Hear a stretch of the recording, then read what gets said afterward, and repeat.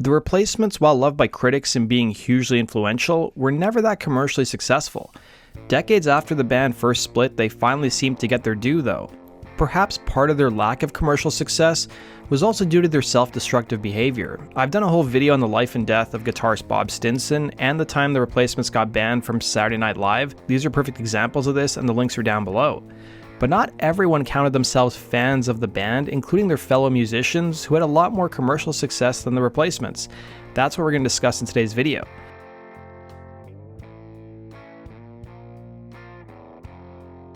The Replacements would establish themselves as perhaps one of the most influential alternative rock acts to come out of the 80s, and despite their profound influence, the band was full of turmoil, with guitarist Bob Stinson leaving the band partway through the decade, and the group also parted ways with their manager Peter Jesperson, who also discovered the group. Bon Jovi, meanwhile, were one of the biggest rock acts around the world by the end of the 80s, having released a string of hugely successful albums starting with their debut record in 1983.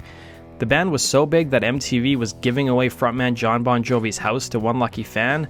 I've done a whole video on that contest, the link is down below. The Replacements, on the other hand, fought with their label Sire Records over releasing something that was commercially viable on MTV. Despite Bon Jovi's massive success, they could only dream of getting the type of praise that was lavished on the Replacements.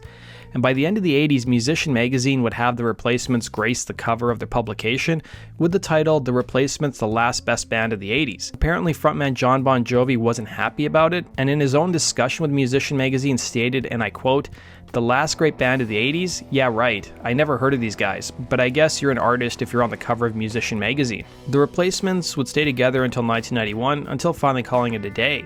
They would reunite several more times in the years that followed. According to author Bob Mayer, who wrote the book Trouble Boys, The True Story of the Replacements, he spoke to frontman Paul Westerberg, who responded back to Jon Bon Jovi's comments saying, "How many critical raves has he had? Sure, I might trade bank accounts with Bon Jovi, but I wouldn't want his pants." Author Bob Mayer was able to interview Jon Bon Jovi years after he made the comments about the Replacements and asked him about the whole thing, writing on Instagram, "About 27 years after all this, I interviewed Bon Jovi ahead of his concert in Memphis and felt compelled to ask if he remembered anything about the exchange.